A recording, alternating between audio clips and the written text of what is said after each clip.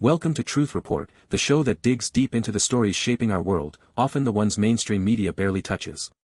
Tonight, we expose the hidden threads connecting seemingly disparate events, revealing the systemic forces at play, and crucially, their profound impact on our planet's climate and public health. We'll take you from the bustling clinics of Hong Kong, where healthcare reform is revealing more than just patient numbers, to the shadowed networks of global finance, where the elite operate with a disturbing lack of accountability.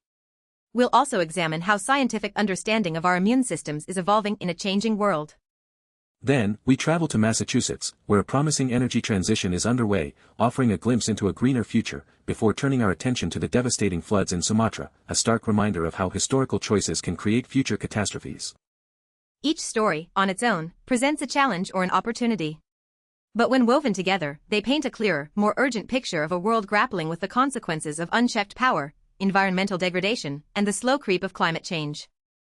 We'll ask who truly benefits, who pays the price, and what truths remain obscured in the pursuit of profit and power.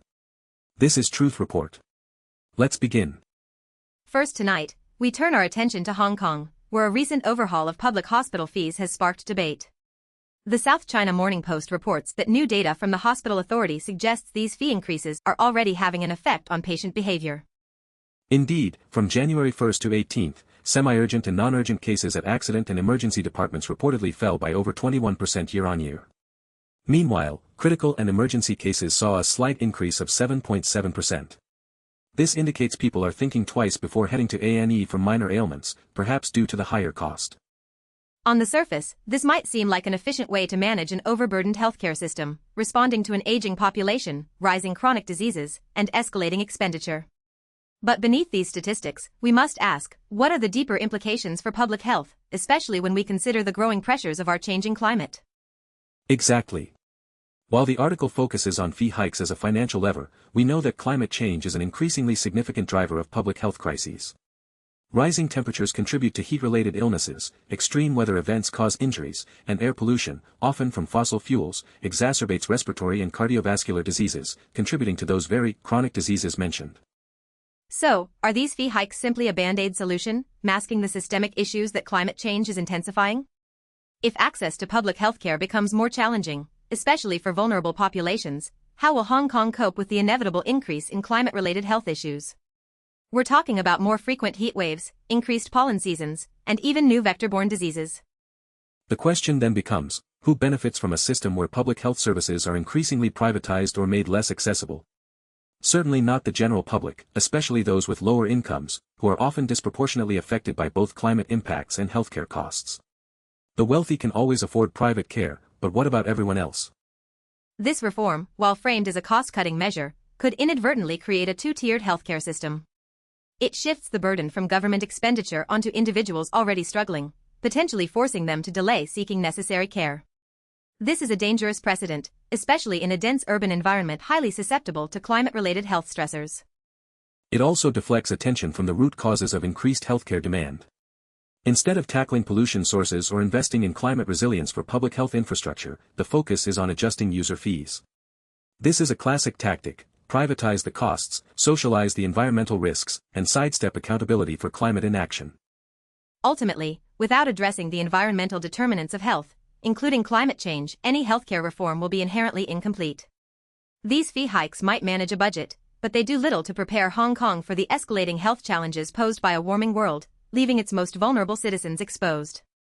Next, we pivot to a story that, at first glance, might seem far removed from climate news, yet it speaks volumes about the unchecked power and systemic impunity that often enable both social and environmental abuses. We're talking about the tentacles of Jeffrey Epstein's network, and a new report from the South China Morning Post highlights his disturbing connections in India. The article reveals Epstein's years-long cultivation of a relationship with Anil Ambani, a scion of one of India's wealthiest families. Documents released by the U.S. Justice Department show messages between Epstein and Ambani stretching from early 2017 through 2019, just months before Epstein was charged with sex trafficking. Now, while the direct details of these communications published in the SCMP article naturally focus on the criminal aspects of Epstein's activities, we must broaden our scope. Ambani, as part of India's elite, represents immense economic and political power. His family's business empire has significant footprints across various sectors, including energy and infrastructure. This is where the climate connection becomes chillingly clear. Unchecked power, whether wielded through financial influence, political lobbying, or even illicit networks, consistently works against environmental accountability. When individuals operate with such impunity, facilitated by vast wealth, the consequences often extend to ecological degradation and stalled climate action. Think about it, the same systemic failures that allowed Epstein to cultivate such a network, exploiting vulnerability and shielding himself through powerful connections, are often mirrored in the environmental sphere.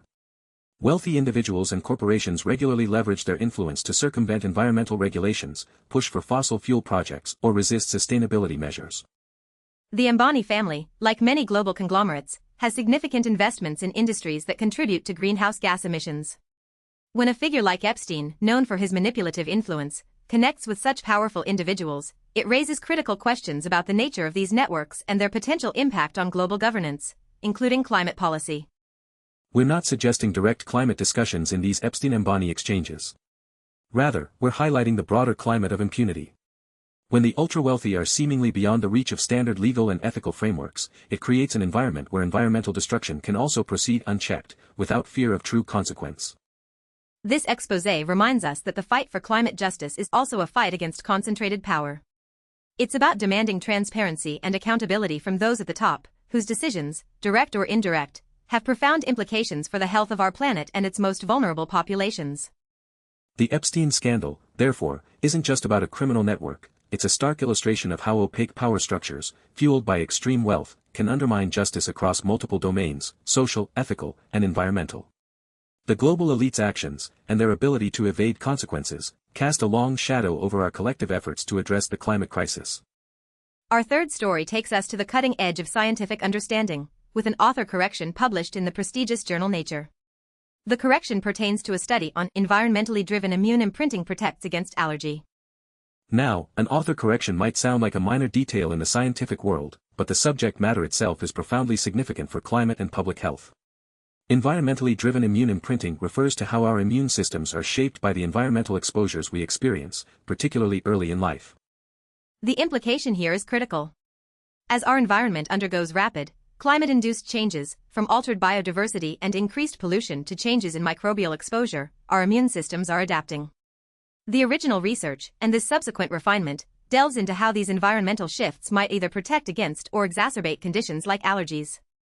Think about the broader context. Climate change is profoundly altering ecosystems, leading to shifts in plant life, pollen seasons, and even the microbial composition of our surroundings.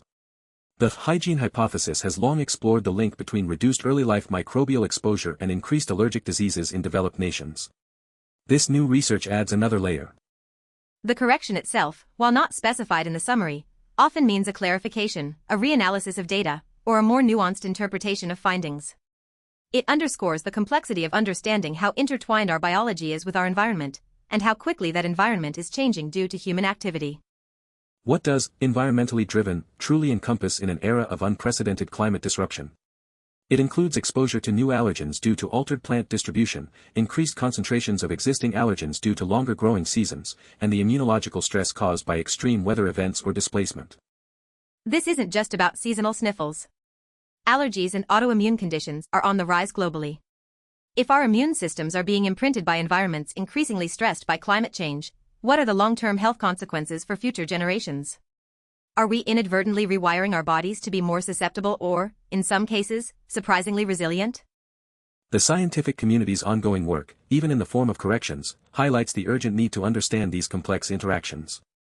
It's a stark reminder that climate change isn't just an external phenomenon, it's an internal one, impacting our very biology and challenging our understanding of human health in a rapidly shifting world. This research emphasizes that environmental factors, often overlooked in mainstream health discussions, are crucial determinants of well-being. And as climate change accelerates, we must invest far more in understanding these intricate environmental immune system feedback loops to safeguard public health. Now for a more hopeful development, showcasing proactive steps towards a cleaner future. In Massachusetts, CleanTechnica reports on a significant new program, free bidirectional EV chargers being provided for a state initiative. This is exciting news. Just days after an announcement of 105 new fast chargers for Boston Public Schools electric buses, the Massachusetts Clean Energy Center is stepping up. These are not just any chargers, they are bidirectional, meaning they can not only charge EVs but also send electricity back to the grid. This is a game changer. Electric school buses already offer immense public health and environmental benefits, eliminating tailpipe emissions that harm children's developing lungs. But bidirectional charging adds another layer of resilience and efficiency. It turns these buses, and potentially other EVs, into mobile power banks. Imagine a fleet of electric school buses, parked overnight or during school holidays, feeding stored solar or wind energy back into the local grid. This can help stabilize the grid, reduce demand during peak hours, and even serve as emergency power during outages, a vital capacity in an era of increasing climate-fueled extreme weather events. The free aspect of these chargers, however, merits closer scrutiny. While a fantastic incentive, it means the cost is being borne by someone, likely taxpayers or ratepayers through state programs. This is a critical investment, but transparency about funding mechanisms is always important to ensure equitable and sustainable deployment. This program directly addresses key climate goals, accelerating the transition to renewable energy and decarbonizing transportation. By integrating EVs not just as consumers but as active participants in the energy grid, Massachusetts is demonstrating a forward-thinking approach to energy resilience and climate mitigation. It also signals a deeper understanding of energy infrastructure. We're moving beyond simply replacing gasoline cars with electric ones, to a more integrated, intelligent grid that harnesses the distributed storage capacity of vehicle batteries. This is essential for integrating higher percentages of intermittent renewable energy sources like solar and wind.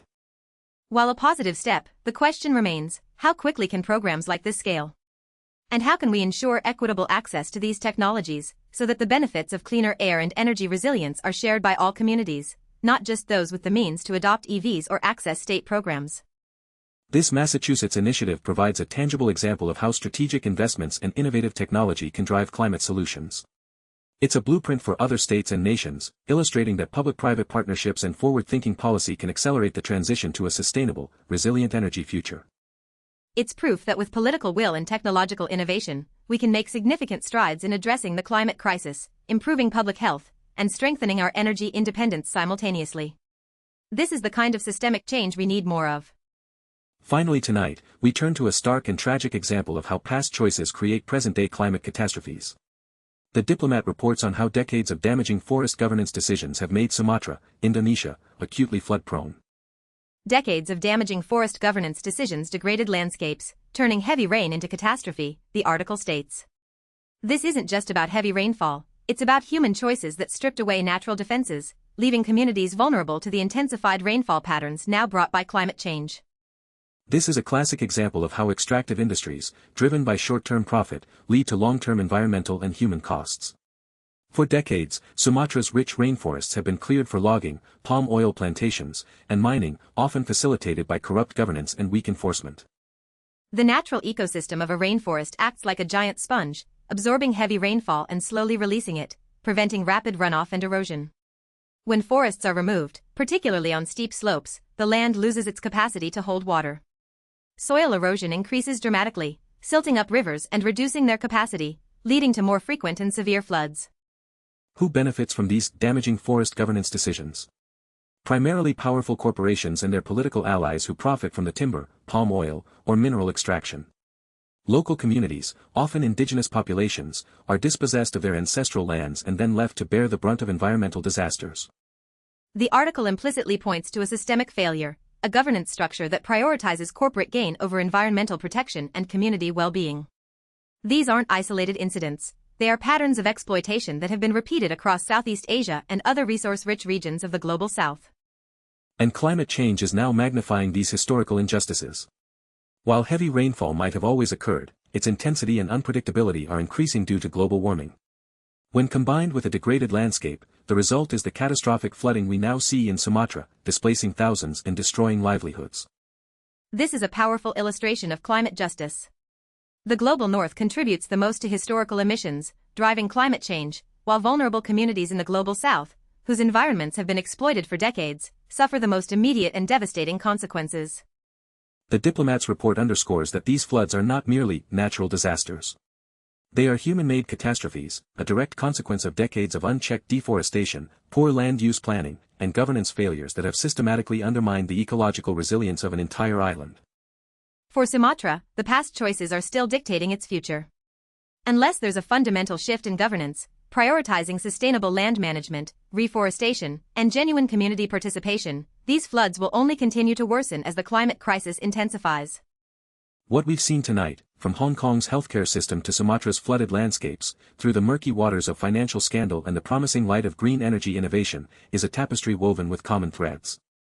These stories, however disparate, reveal a pervasive climate of impunity that allows power and profit to often overshadow human well-being and planetary health. Whether it's the privatization of public services, the unchecked influence of the ultra-wealthy, or the systemic degradation of ecosystems, the pattern is disturbingly consistent. The Hong Kong fee hikes, while framed as reform, may divert attention from deeper climate health pressures and disproportionately affect the vulnerable. The Epstein-Ambani link exposes the vast networks of power that can operate outside ethical boundaries, often with consequences for environmental governance. The evolving science of immune imprinting reminds us how intimately our bodies are connected to a changing environment, highlighting the unseen health costs of ecological disruption. And Sumatra's floods are a visceral example of how decades of resource exploitation, fueled by corporate interests and weak governance, compound climate vulnerability.